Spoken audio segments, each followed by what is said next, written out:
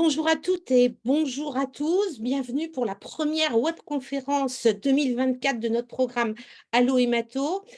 Vous avez peut-être lu, vous l'avez peut-être entendu, le programme d'Allo Hémato évolue cette année. L'année dernière, on avait fait 4 webconférences.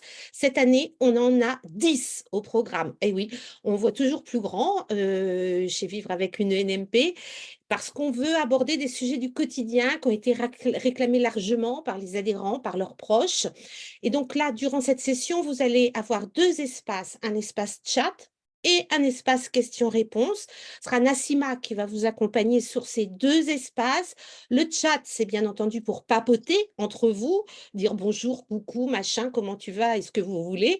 Et questions-réponses, c'est bien entendu l'espace qui est consacré aux questions que vous voulez allouer, que vous voulez poser à nos intervenants. Donc, nos intervenants sont des intervenantes aujourd'hui. Bienvenue à Laetitia Rio, qui est infirmière en pratique avancée, spécialiste des NMP au CHU de Brest. Et on peut l'applaudir très fort avec les deux mains, les deux pieds, parce que c'est la seule IPA en France qui est vraiment spécialisée en NMP. Et il y aura ensuite Manon de Castelet, qui est diététicienne. Donc, merci à elle deux d'avoir accepté cette invitation pour nous parler aujourd'hui NMP et nutrition si on faisait le point.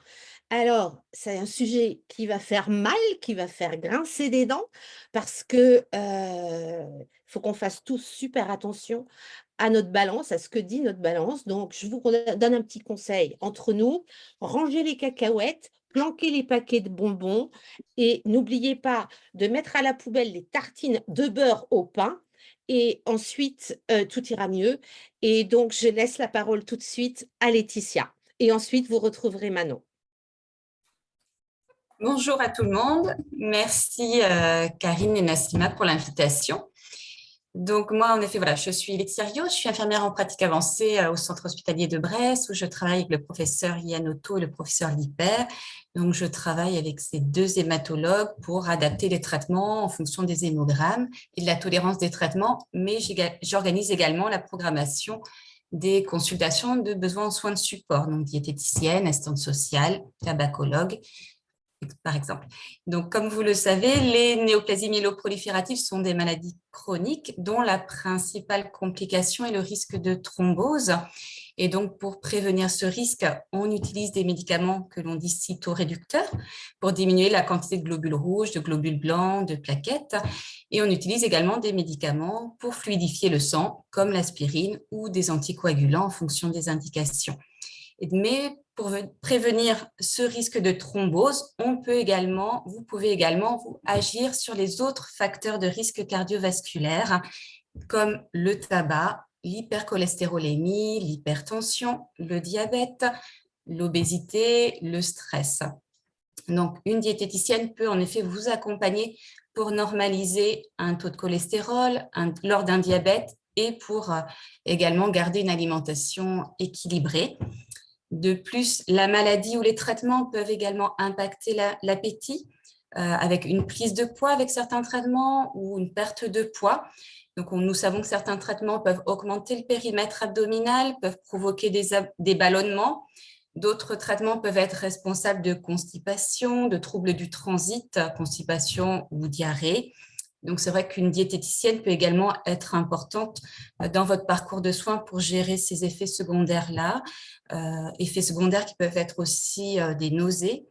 La maladie peut parfois être responsable d'une satiété précoce et donc il est important également d'avoir des conseils adaptés dans ce contexte-là.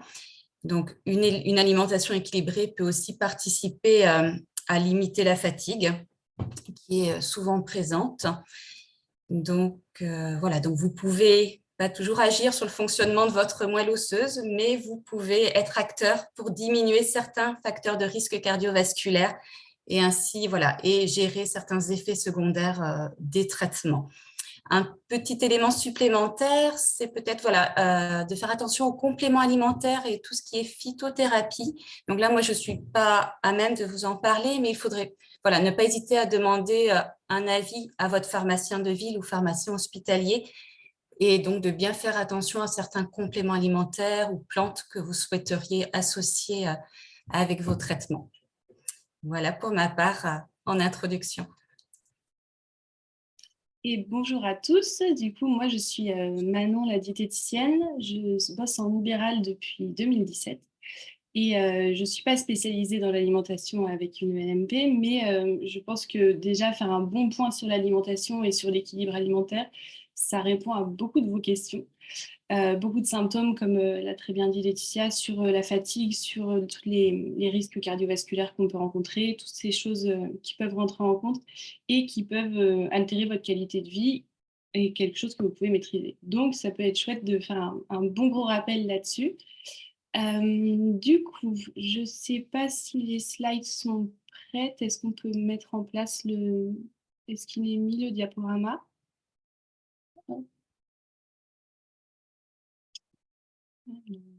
Oui, c'est tout bon. Du coup, la première slide, c'est la slide de présentation. On peut passer à celle d'après pour vous expliquer ce que c'est l'équilibre alimentaire. De façon très théorique, c'est un bon apport en protéines, en lipides ou matières grasses et en glucides ou sucres. Et les protéines doivent représenter à peu près 10 à 15% des apports nutritionnels conseillés.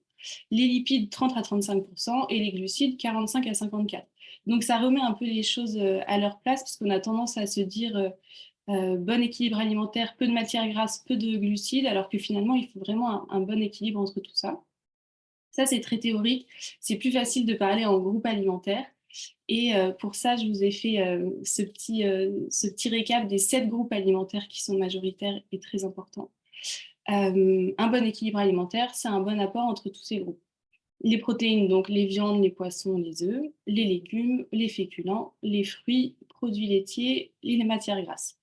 Les produits sucrés, c'est un peu à part parce que c'est le seul groupe alimentaire qui est entre guillemets que pour le plaisir alimentaire, ce qui est important certes, mais qui n'a pas vraiment d'intérêt nutritionnel à proprement parler. Donc on le met un peu à part, mais on en reparlera tout à l'heure.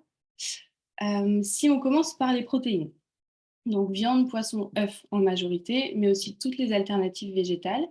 La recommandation nutritionnelle, c'est 1 à 2 fois par jour. Il vous en faut à peu près entre 100 et 200 grammes dans la journée.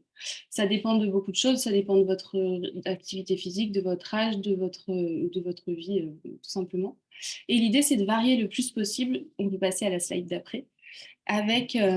On peut varier le plus possible entre la viande, le poisson, les œufs, parce qu'on va souvent se diriger vers des viandes maigres, vers des poissons plutôt maigres, etc. Alors que finalement, ça va revenir beaucoup, mais l'intérêt dans l'équilibre alimentaire, c'est qu'il faut varier le plus possible au sein des groupes, parce que chaque aliment va vous apporter des choses différentes.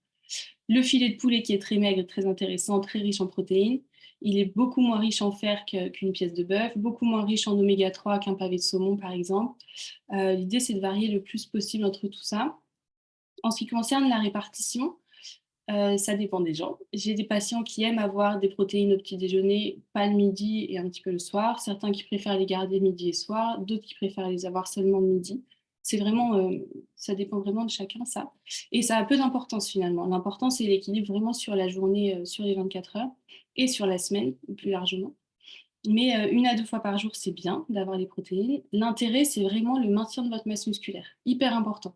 De se dire qu'on va supprimer ou diminuer trop les protéines, le risque, c'est vraiment la perte de masse musculaire, la perte de tonus et la fatigue qui en découle.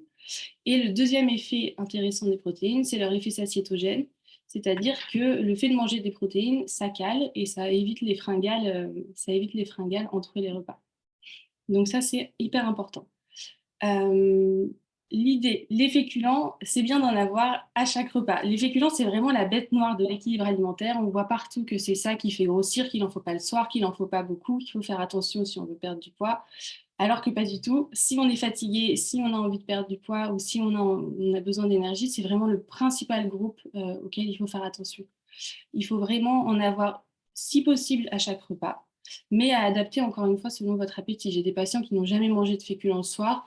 Je ne vais pas les forcer à avoir des féculents le soir parce que sur les recommandations officielles, il en faut. L'idée, c'est d'adapter selon votre appétit et selon votre rythme aussi de vie. mais il en faut à chaque fois. C'est hyper important pour avoir de l'énergie, pour éviter les fringales entre les repas aussi, parce que c'est hyper typique que j'ai des patients qui me disent mais j'ai mangé hyper light, j'ai mangé du poisson vapeur avec des courgettes et en fait après j'ai craqué, j'ai eu envie de cookies ou j'ai eu envie de sucre derrière. Et ben en fait c'est normal, c'est pas du tout craqué, c'est juste que vous avez eu pas assez au repas d'avant et que votre corps vous demande de l'énergie d'une autre façon. Et quand on a quand on a des fringales comme ça, on n'a pas envie d'un œuf dur ou d'une carotte, on a envie de quelque chose de sucré ou quelque chose de riche parce qu'on a besoin, notre corps nous dit j'ai besoin d'énergie, resucre-moi. Donc, hyper important d'en avoir à chaque fois. Et encore une fois, hyper important de varier les sources. Souvent, on me dit, oui, mais le riz, les pâtes, j'en ai marre, j'ai fait le tour. Varier les légumes secs, la patate douce, les pommes de terre, le pain, les biscottes, tout ça, ça compte en féculents et c'est une manière d'en apporter et c'est une manière parfois rapide aussi d'avoir une portion de féculents. Hyper important à chaque repas ou au moins 1 à 2 fois par jour les féculents, selon votre appétit et selon votre activité physique également. Donc à ne pas bannir surtout. C'est vraiment la pire idée reçue qu'il ne faut pas avoir de féculents pour maigrir ou pour être en forme, surtout pas. Les fruits et légumes, on les connaît. 5 fruits et légumes par jour, on connaît tous. Qu'est-ce que ça veut dire? Ça veut dire 5 portions. Une portion, c'est à peu près ce qui rentre dans votre main. Pour avoir un repère visuel, c'est assez pratique. Et plutôt 3 fruits et 3 légumes et 2 fruits que l'inverse. Avec une crudité en entrée et des légumes dans le plat, par exemple, ça vous permet d'avoir 2 légumes pendant un repas et l'autre repas seulement des légumes en accompagnement, ça marche. Et de fruits, pourquoi on limite plus les fruits? Parce qu'il y a plus de sucre que dans les légumes, mais il y a quand même des vitamines, donc pareil, ne pas bannir les fruits, c'est important d'en avoir quand même. Et c'est important, encore une fois, de varier et surtout de varier entre les fruits crus et les fruits et légumes crus et fruits et légumes cuits. Parce que dans les crudités, vous allez avoir beaucoup plus de vitamines que dans les crudités. Mais c'est souvent, ce sont des fibres qui sont un peu plus irritantes pour les intestins. Donc, l'idée, c'est vraiment de varier entre tout ça. Et pensée pratique. Les fruits et légumes, c'est super. Parfois, ça vous demande du temps. On n'a pas forcément le temps de passer 3 heures en cuisine à cuisiner, à préparer plein de légumes. Pensez produits surgelés, pensez conserves, pensez crudités qui sont rapides à faire. L'idée, c'est que ça peut être plus de l'assemblage qu'un vrai repas cuisiné. Les fruits et légumes, les fruits, c'est assez rapide, mais les compotes, ça marche aussi. Si pour le repas, vous n'avez pas le temps et que votre repas, c'est une salade, 2 tranches de jambon et un morceau de pain, ça marche. On est dans l'équilibre, féculents, protéines et légumes, c'est parfait. Ça peut être après, évidemment, plus cuisiné si vous avez le temps, tant mieux. Mais pensez vraiment à pas vous embêter. Si c'est compliqué, on le fait pas ou on le fait pendant un temps et après on arrête. Donc l'idée, c'est vraiment d'essayer de vous aider le plus possible de ce qui existe. Les seules choses à éviter en tout préparé sont les plats qui sont déjà cuisinés. Les gratins tout faits, les plats préparés avec des légumes qui sont déjà cuisinés, souvent sont trop salés, trop riches, et parfois trop riches en matières grasses, donc pas très intéressant. Mais les légumes bruts surgelés ou les légumes bruts en conserve, c'est hyper pratique et ça dépanne vraiment bien. Donc ça, hyper important. Et qu'est-ce que ça va vous apporter, tout ça, parce qu'on en parle, mais fruits et légumes, ça apporte beaucoup de vitamines. En termes d'énergie, c'est hyper important. Dans les fruits, vous retrouvez plein de vitamine C pour le système immunitaire, ça aide bien, ça donne vraiment de l'énergie. Ça aide du coup pour la fatigue également et pour le transit. Parce qu'on a souvent des troubles de transit associés avec votre pathologie. Hyper important d'avoir un bon apport en fibres, on y reviendra après, mais un bon apport en fibres solubles et insolubles pour avoir un transit qui fonctionne bien et pour ne pas être bloqué ou au contraire aller vers les diarrhées. Hyper important. Donc, immunité, fatigue et vitamines pour les fruits et légumes. Un petit peu à chaque repas, c'est parfait. Après, on a les laitages. Les laitages, c'est un peu controversé. On a plein de courants qui nous disent que c'est pro-inflammatoire et qu'il n'en faut pas et qu'il faut les bannir. Alors, ce n'est pas prouvé scientifiquement. Ce qui est prouvé, c'est que c'est la principale source de calcium et de vitamine D dans l'alimentation. Donc ça, il en faut. Et on les limite par contre à 2 par jour. 2 par jour, c'est bien. Soit 2 yaourts, soit un yaourt, un fromage blanc ou un peu de lait, un morceau de fromage, ça marche. L'idée, c'est de varier le plus possible. Le fromage, par rapport au risque cardiovasculaire, on va plutôt privilégier les fromages de chèvre ou les fromages de brebis qui sont moins riches en graisses saturées que les fromages à pâte dure. Et on limite le fromage à 1 fois par jour. 1 fois par jour, un autre produit laitier dans la journée et on est parfait. Sur le repas, sur l'équilibre, c'est parfait. Et ça vous apporte, c'est une autre façon d'avoir des protéines. Donc intéressant aussi d'en avoir régulièrement. Faites attention aux produits laitiers qui sont déjà sucrés ou déjà aromatisés. Parce que parfois, ils font un gros travail de marketing sur le 0,1% de matière grasse ou 0% de matière grasse, etc. Et en fait, les matières grasses, ça nous importe peu. Ce qui nous importe surtout, c'est le sucre qui est ajouté. Et parfois, dans un pot de crème dessert à la vanille, par exemple, on peut avoir l'équivalent de 5 morceaux de sucre, ce qui est énorme. Il vaut mieux prendre un yaourt nature ou un fromage blanc nature que vous sucrez vous-même, ou dans lequel vous mettez une cuillère de compote ou de confiture ou de miel pour donner un petit peu de goût. Et voilà, ça sera toujours moins sucré que les choses qui sont sucrées industriellement. Donc ça, hyper important. Et pas la peine de les prendre en 0%, même s'ils sont nature, parce que ça vous enlève un peu de matière grasse, il n'y en a pas beaucoup, mais ça vous enlève surtout de la vitamine D, parce qu'elle se trouve dans le gras du lait, et la vitamine D permet d'absorber le calcium. Donc vous voyez, si on enlève la vitamine D, le calcium est moins bien absorbé, tout ça pour gagner 2 grammes de matière grasse, franchement, ça vaut pas le coup. Ensuite, les matières grasses, justement, on y vient. Hyper important de ne pas les bannir non plus. Même si le principal risque, c'est un risque cardiovasculaire, il faut quand même garder les matières grasses, il faut simplement bien les choisir. La règle, c'est plutôt d'aller vers les matières grasses d'origine végétale, comme l'huile ou les graines oléagineuses, comme les amandes, les noix, les noisettes, etc., plutôt que les graisses animales, qui sont beaucoup plus à risque pour le système cardiovasculaire.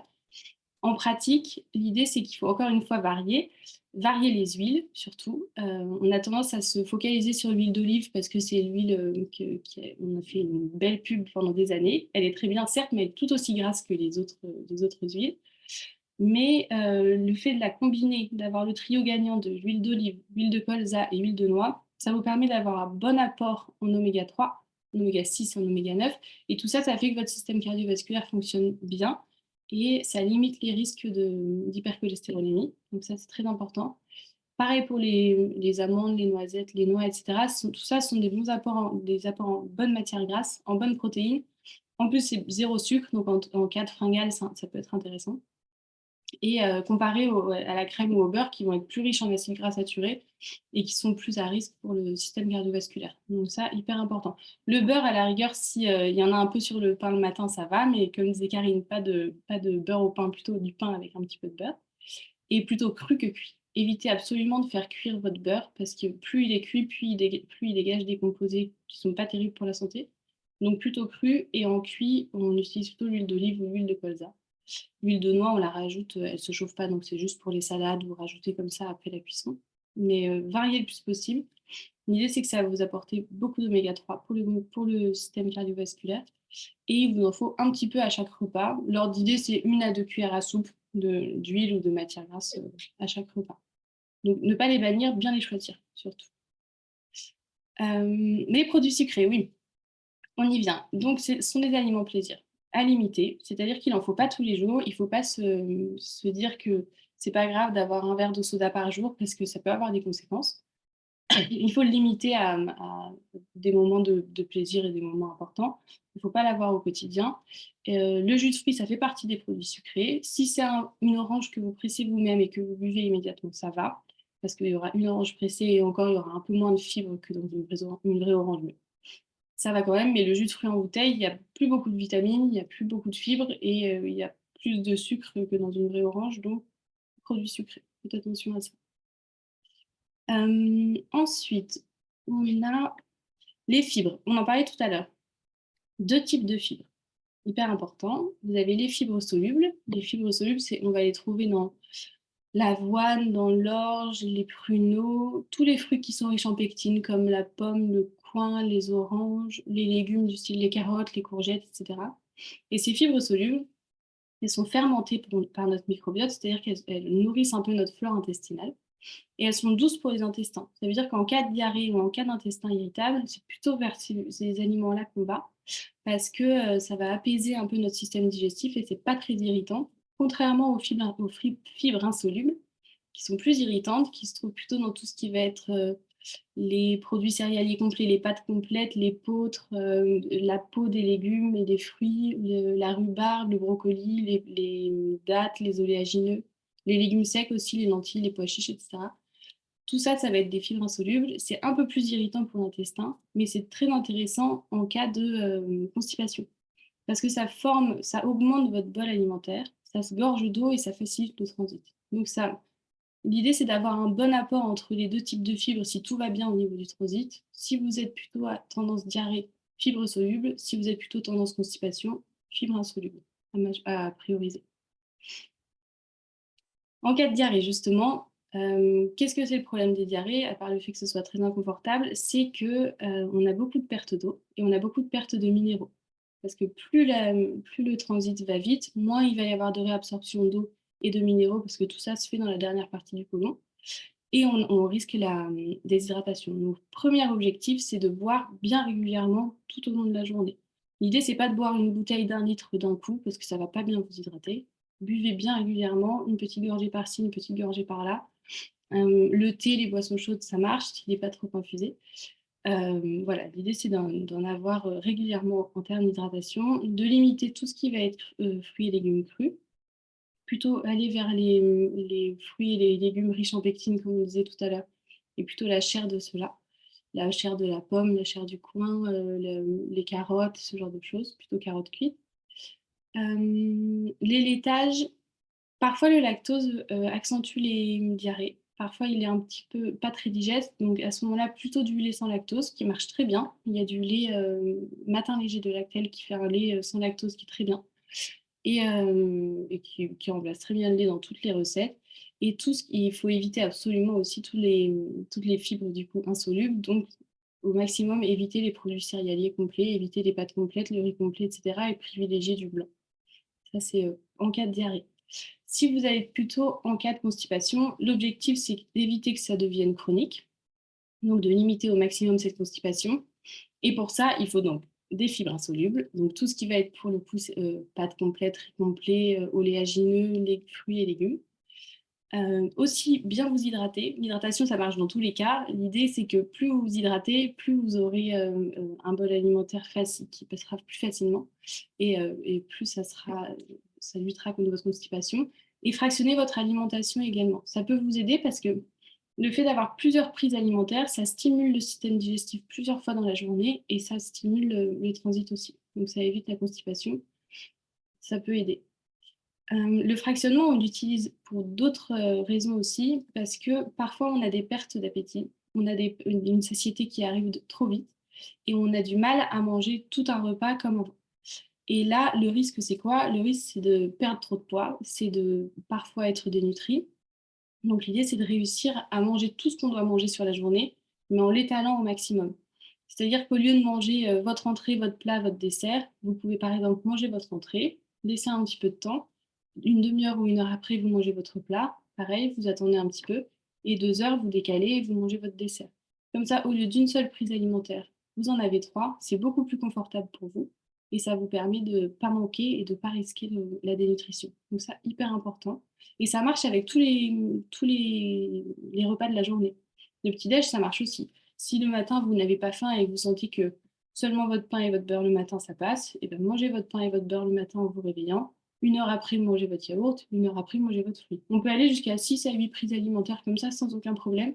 Si c'est plus confortable pour vous, c'est vraiment l'objectif, que ce soit confortable et que vous ne manquiez de rien. C'est hyper important. Après, une autre façon de limiter la perte de poids également, c'est l'enrichissement. L'enrichissement, on n'y pense pas assez, mais c'est hyper intéressant. L'objectif, c'est d'augmenter votre volume alimentaire, d'augmenter la valeur calorique du repas sans augmenter votre volume alimentaire. Et ça vous permet d'avoir une alimentation plus riche en lipides, plus riche en protéines, sans avoir à manger une assiette ou un saladier d'aliments, c'est plutôt plus confortable. Et pour ça, de manière très pratique, c'est d'ajouter une cuillère d'huile dans votre purée ou dans votre soupe, d'ajouter une cuillère de crème fraîche, un peu de gruyère, un œuf dans votre préparation ou un petit peu de jambon mixé. Tout ce que vous pouvez pour ne pas augmenter trop votre volume alimentaire et pour avoir une valeur calorique plus importante sans que ce soit inconfortable pour vous. Donc ça, c'est quelque chose qui est très utilisé et qui marche très bien. Ça peut être utile. Et ensuite, vous pouvez avoir parfois des nausées, des vomissements. Encore une fois, l'objectif, ça va être d'éviter la perte de poids et d'éviter que les repas soient une source de stress et soient inconfortables pour vous. Souvent, ce qui cause les nausées et les vomissements, c'est quoi? C'est les odeurs. Donc, le fait d'avoir des aliments froids et des aliments qui ont peu d'odeur, ça aide parfois. Et pour ça, on évite tout ce qui va être les viandes fortes, les gibiers, les poissons, les fritures, les viandes rouges, les poissons qui sont un peu forts. Tout ça, souvent, ça écœure. Donc, on limite au maximum. Tout ce qui va être très épicé ou très acide, ça peut aussi écœurer. Donc, on évite. Et on privilégie tout ce qui va être plutôt froid, les salades, les taboulés, les viandes froides, les sandwichs faits maison, tout ça, ça permet de manger froid que ce soit plus confortable pour vous. Et encore une fois, le fait de fractionner votre alimentation, ça aide aussi d'avoir plusieurs petites prises alimentaires plutôt qu'un gros repas qui parfois peut être écœurant. Ça peut aider. Alors, la dysgeusie, ça ne touche pas tout le monde. Mais parfois, les traitements entraînent des troubles du goût et ils peuvent être très variables d'une personne à l'autre. Ça peut être un mauvais goût dans la bouche, ça arrive assez fréquemment. Dans ce cas-là, rincer la bouche avant chaque repas, ça peut aider. Ou boire de l'eau gazeuse avec un peu de citron ou de l'eau gazeuse de nature, parfois ça aide aussi, ça stimule un peu les papilles et ça enlève ce mauvais goût qu'il peut y avoir dans la bouche. Il peut y avoir un goût amer aussi dans votre bouche et dans ce cas-là, ce qu'il faut, c'est enlever les aliments qui sont riches en purine, la viande rouge, le cacao, il va y avoir les charcuteries, les poissons gras, tout ça, et plutôt privilégier les viandes blanches, les poissons, les œufs, les protéines plutôt maigres dans ce cas-là. Il peut y avoir un goût métallique aussi dans la bouche. Dans ce cas-là, toujours pareil, le poisson, les œufs et les laitages plutôt que les viandes. Parfois, le fait de commencer le repas par un fruit cru, ça aide aussi. Ça fait une espèce de rinçage de la bouche et ça aide à enlever ce petit goût métallique qui peut rester. Et pour les odeurs écœurantes qu'il peut y avoir, ça va souvent avec les nausées, les vomissements, plutôt les repas froids, ça aide. Et un jour, l'été sera là, donc ce sera plus facile de manger froid que maintenant. Mais ça peut vraiment aider d'avoir des repas plus froids. Et enfin, limiter les aliments excitants et pro-inflammatoires, c'est hyper important. Le but, c'est de vous calmer au maximum et de ne pas lever le rythme cardiaque et de ne pas trop exciter l'organisme. Donc tout ça, il faut essayer de limiter certains aliments. Le café, le thé quand il est peu infusé, tout ça, on les limite à une tasse par jour à cause de la caféine. Le chocolat, aux grandes dames de Karine, plus il est riche en cacao, plus il est riche en caféine. Après, en toute mesure, parce qu'il y a quand même beaucoup moins de caféine dans le chocolat noir que dans une tasse de café, mais quand même, si on en mange beaucoup dans la journée, ça peut avoir un effet, ça peut être riche en caféine et ça peut créer cet effet un peu excitant. L'huile de tournesol, on la limite aussi parce qu'elle est très riche en oméga 3, en oméga 6, pardon, qui est pro-inflammatoire. Et les oméga 6, on en mange déjà trop, globalement. Donc, on limite l'huile de tournesol et on favorise plutôt les huiles d'olive, de colza et de noix, ce bon trio de matières grasses. L'alcool, évidemment, on limite au maximum. Et tout ce qui va être aliments ultra transformés, à limiter. Les aliments ultra transformés, c'est quoi? C'est les charcuteries, ce sont les plats préparés, ça va être tout ce qui est steaks végétaux, les biscuits transformés, les sodas, tout ce genre de choses, hyper transformés. Et plus c'est transformé, plus c'est riche en sel, plus c'est riche en gras et moins c'est naturel. Donc c'est vraiment pro-inflammatoire. Tout ça, il faut faire attention à tous ces aliments-là.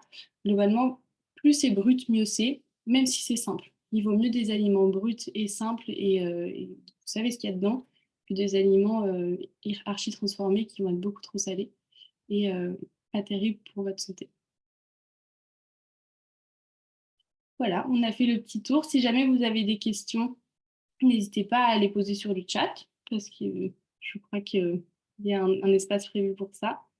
Oui, alors justement, on a pas mal de questions. Tout d'abord, merci d'avoir cassé certaines idées reçues. Bon, pas du tout merci pour le chocolat, mais ça, c'est entre vous et moi, hein. C'est un gros point de dissension, mais on continue. Alors, comment remplacer les grignotages? Vaste question. Les grignotages, souvent, ça peut être dû à plein de choses. Ça peut être dû au fait qu'il n'y ait pas assez au repas d'avant. Ce qu'on disait sur les féculents, le fait d'avoir un repas pas assez riche avant, ça crée des fringales, donc des grignotages. Ça peut aussi être dû à de la faim, ce qui est tout à fait normal. Et à ce moment-là, j'appelle pas ça un grignotage, j'appelle ça un goûter, et c'est bien de le mettre en place. Le goûter, on a toujours tendance à se dire c'est pour les enfants et il n'en faut pas, alors que le goûter, c'est bien de goûter, de prendre un moment, d'ajouter un autre repas et d'éviter de grignoter entre tous les repas. Ça peut. Et à ce moment-là, mettre un goûter équilibré, bien sûr. On évite les gâteaux, mais on prend plutôt une poignée d'amandes, un carré de chocolat si on veut, et, ou un morceau de pain avec un petit peu de miel ou un petit peu de beurre dessus, ça marche. À voir en fonction des goûts et de la répartition de chacun, mais un vrai goûter, c'est bien. Alors, on a plein de questions. Que pensez-vous, Manon, d'un jeûne intermittent dans le cadre des NMP? Alors, je pense que Laetitia pourra aussi donner son point de vue. Voilà. Il n'y a aucun bienfait qui est prouvé là-dessus. Le jeûne intermittent, c'est pareil, ça a été une grande mode ces dernières années et ça a été très dérivé comme régime perte de poids, alors que de base, le jeûne intermittent, c'est pour mettre les intestins au repos, pour faciliter parfois le transit. Il y a des gens qui trouvent un bien-être par rapport à ça. Mais le jeûne intermittent, c'est pas je saute le petit-déj et ça m'enlève un repas. Normalement, le jeûne intermittent, c'est qu'on ne mange pas au petit déjeuner, mais on prend pour le coup un goûter un peu plus riche que la normale pour avoir toutes ces calories sur un temps plus court. Donc, pas beaucoup d'intérêt, sauf si vous n'avez pas faim le matin, que vous n'avez jamais mangé le matin. Vous faites un jeûne intermittent naturellement, donc pourquoi pas. Dans les aliments à remplacer, pour lesquels il faut choisir, là, c'est pour Manon, beurre ou margarine? Alors, moi, en tant que Normande, je dirais pas la margarine, mais Non, bon, du bon ça, beurre, mais c'est du moi. beurre pas salé, si Ah possible. non. Laetitia est en Bretagne, là, vous allez. Oui. Attention, Manon. Le beurre, plutôt du beurre. La margarine, c'est ultra transformé. Il y a une liste d'ingrédients immense. Tout ça pour peu d'intérêt finalement. Dans le beurre, il n'y a pas beaucoup d'ingrédients. Il y a de la vitamine A qu'on ne trouve pas dans la margarine. Pas beaucoup d'intérêt de la margarine. Du beurre, pas beaucoup de beurre du coup. Parce qu'en plus, la margarine, on a tendance à en mettre 2 fois plus. Parce qu'on se dit ça se tartine bien et c'est moins gras, donc on en met plus. Mais gardez du beurre cru, pas du beurre cuit. Et en quantité, c'est l'équivalent d'une petite tablette individuelle qui fait 10-12 grammes à peu près par jour, c'est bien pour les tartines du matin. Ah, d'accord, pas plus que 10-12 grammes. Non, C'est bien. d'accord. Et la crème fraîche, du coup? Et la crème fraîche, donc elle remplace la matière grasse du repas. Pour le coup, elle est un peu plus riche en graisses saturées que les huiles, donc avec modération de temps en temps. Et la quantité, c'est à peu près 2 cuillères à soupe par personne pour la quantité. D'accord. Alors, est-ce qu'il faut modifier la quantité de protéines pour les femmes de plus de 50 ans? En gros, est-ce qu'on range les steaks au congélo et on les oublie, quoi? Non. Ah non, ah non, Ah, non, oui, on les là, garde. vous êtes mon ami. Ah non, non, on les garde. On varie toujours et on limite plus les viandes rouges, les viandes un peu plus riches, les abats, tout ça. On les supprime pas parce que c'est une très bonne source de fer, mais on les limite. Et on privilégie plutôt les poissons ou les viandes blanches ou les œufs. Mais non, non, non, on les supprime pas, on les garde, on les garde. D'accord. Alors, ça, c'est, je ne sais pas pour laquelle de vous deux, une question sur l'alimentation qui pourrait influencer l'hématocrite. Alors là, c'est hyper technique. Peut-être On- les aliments riches en fer, peut-être. Mais à part cela, parce que le fer aide à la fabrication des globules rouges. Mm. Donc, j'aurais tendance à dire, mais après, c'est pareil, il ne faut pas exclure d'aliments, il faut avoir un équilibre alimentaire. Il n'y a pas d'aliments à exclure, en fait. Ouais. Et d'aliments à avaler en grande quantité pour le faire, non pas plus. Les épinards, ça ne marche pas. Bah, plus on a de fer et plus on aura de globules rouges. Donc, en fait, non, il ne faut pas. Ah oui, c'est à l'inverse, d'accord, C'est ok. plutôt à Donc, l'inverse, en on ne fait. supprime pas les épinards, on supprime, on peut oublier les épinards. Donc, Popeye, c'est pas Mais, pour et en demain. même temps, il ne faut pas de carence en fer parce que plus on est carencé en fer et plus on aura de plaquettes. Donc, en fait, il faut un équilibre Équilibre. alimentaire, quoi. Ouais, non, il n'y a pas l'alimentation. Ah oui, en fait, notre vie, c'est juste d'être sur le fil, comme des équilibristes. Non, mais après, le traitement est là pour adapter aussi. Mais voilà, D'accord. l'alimentation doit être équilibrée, mais il n'y a pas Alors, dans d'aliment. les autres questions, alors là, c'est aussi très technique, c'est sur les thromboses, je ne sais pas le dire, splanchnique, splan quelque chose. Est-ce qu'il y a aussi là une alimentation qui peut influencer sur ces varices au niveau de l'abdomen? Pas plus, c'est toujours, on est pareil que pour les alimentations, l'alimentation générale, quoi. Tout ce que vous nous avez expliqué tout à l'heure. D'accord. Alors, on a une question concernant les plats avec ou sans gluten? Ça dépend de chacun. Le gluten, ça a été pareil, ça a été banni depuis quelques années. Là, c'est la bête noire de l'alimentation. Alors que le gluten, pardon, si on est cœliaque, c'est à supprimer complètement. Cœliaque, ça veut dire qu'on est allergique au gluten et c'est une vraie maladie. Et c'est un vrai problème et c'est vraiment, ça peut être dangereux parce que ça augmente la porosité intestinale et ça peut créer des carences. Enfin, il faut vraiment le supprimer. Si on n'est pas cœliaque, pas de raison de le supprimer. On peut le limiter si on trouve que ça nous fait des désagréments. Parfois, le fait de manger trop de gluten, ça peut causer des ballonnements, ça peut causer des troubles du transit. À ce moment-là, on le limite, mais on ne le supprime pas. Si on n'est pas D'accord, cœliaque, pas de raison. OK. Alors dans les choses à supprimer ou à limiter, la consommation de thé. Tout à l'heure, vous avez dit, 1 tasse, par jour. Alors, ça dépend des tasses, hein, parce que moi, Ça si je vous dépend montre des thés. mes tasses, elles contiennent un demi-litre. Donc moi, si vous me dites 1/2 litre de thé par jour, ça m'ira. Mais est-ce que l'infusion du thé peut Oui, compter?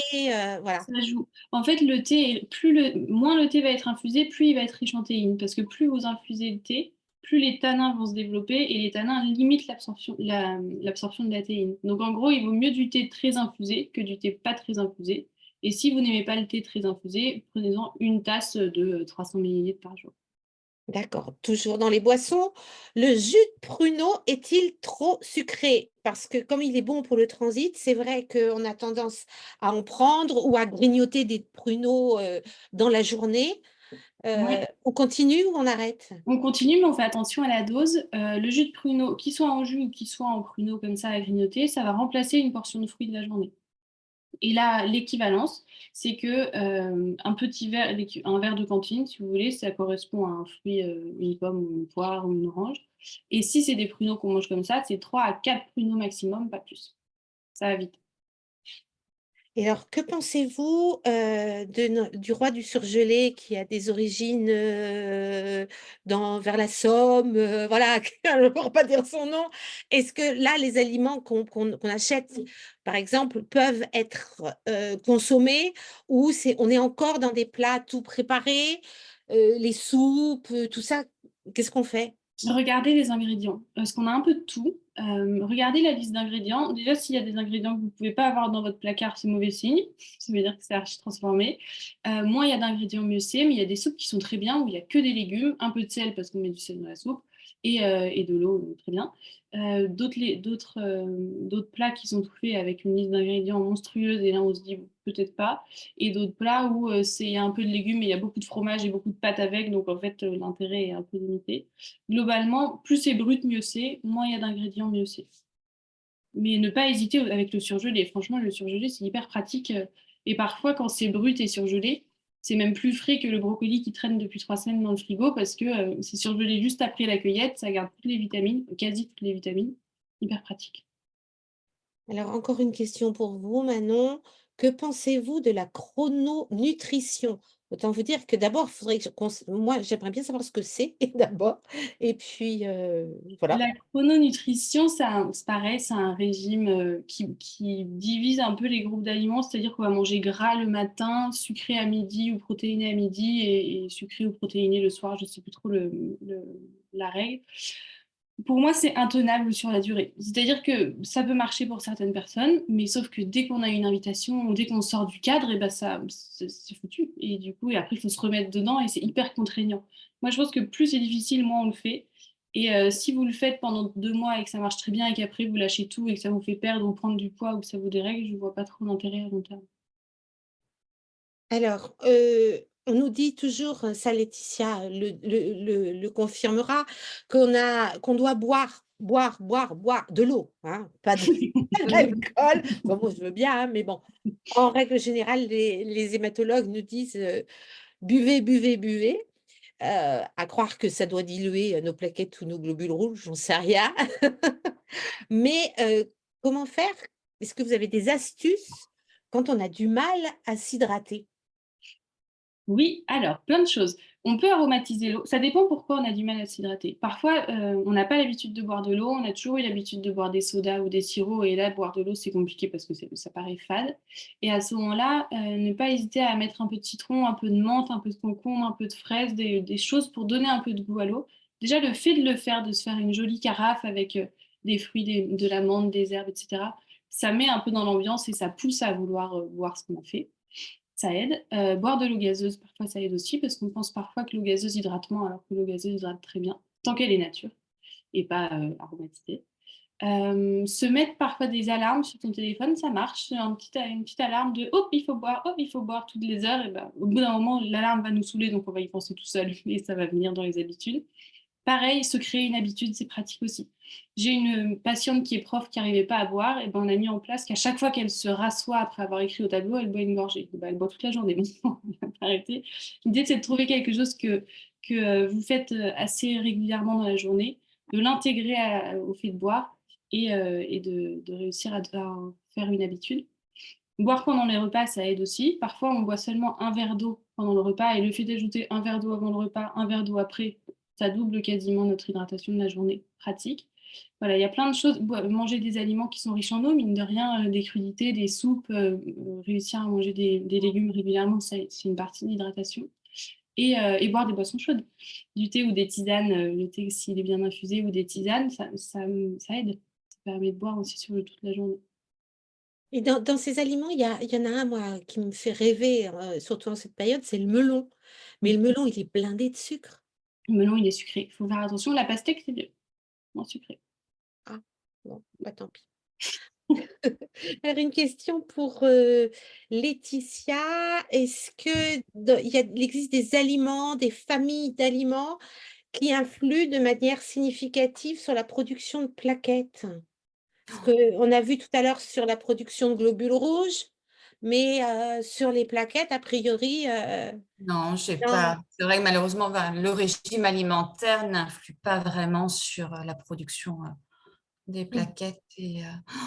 Non, c'est vrai qu'il n'y a pas Mais grand-chose sinon, au niveau de l'alimentation que l'on peut faire pour jouer sur les plaquettes.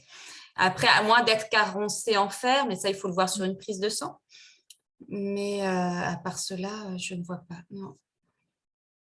oui, ce qui peut, c'est de toute façon, l'idée, c'est une alimentation saine qui va de toute façon améliorer notre quotidien et influencer sur la fameuse aiguille de la balance. Voilà.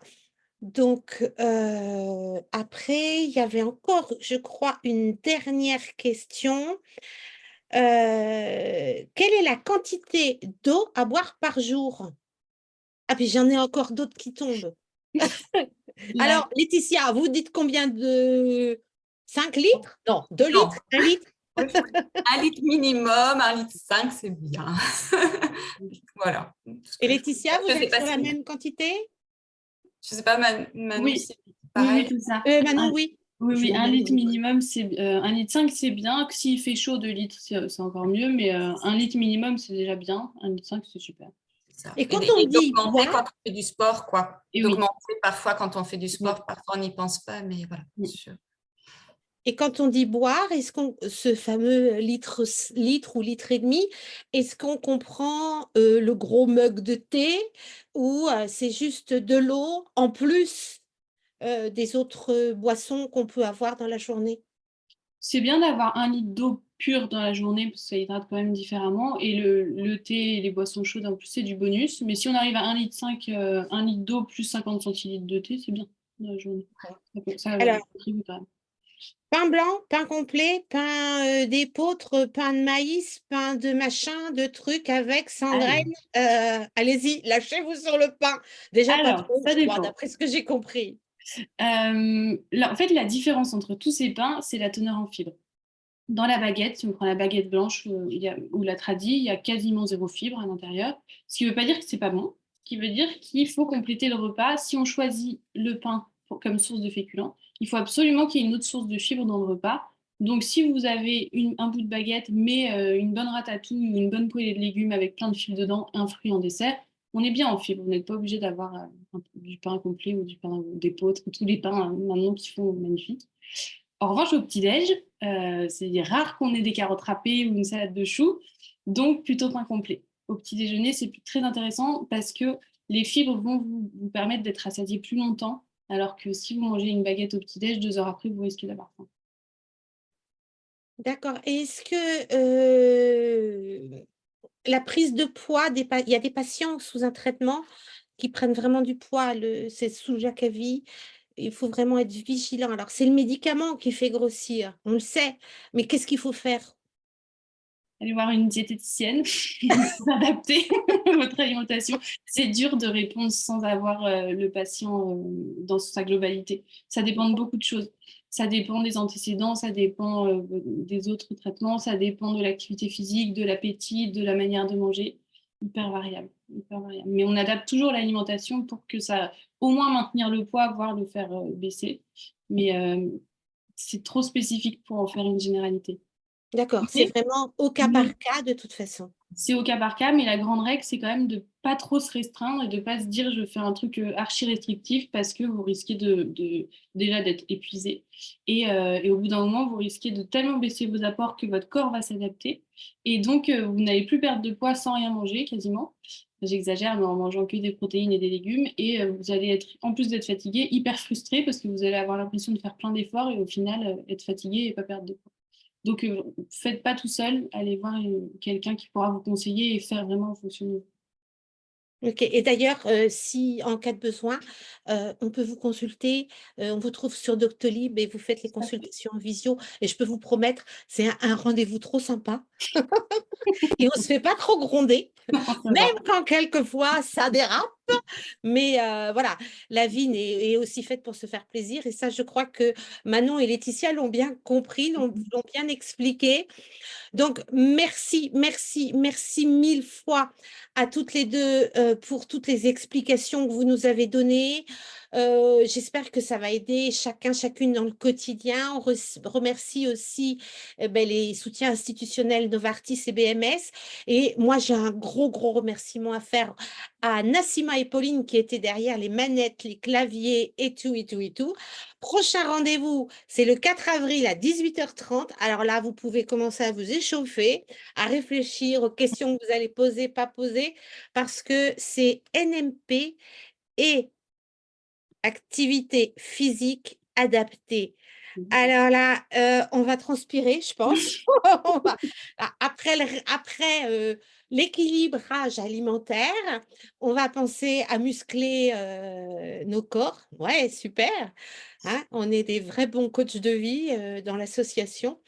Et puis, vous n'oubliez pas qu'à l'issue quand vous allez vous déconnecter du webinaire, vous allez avoir un questionnaire et ça serait vraiment, vraiment super sympa que chacun, chacune y réponde.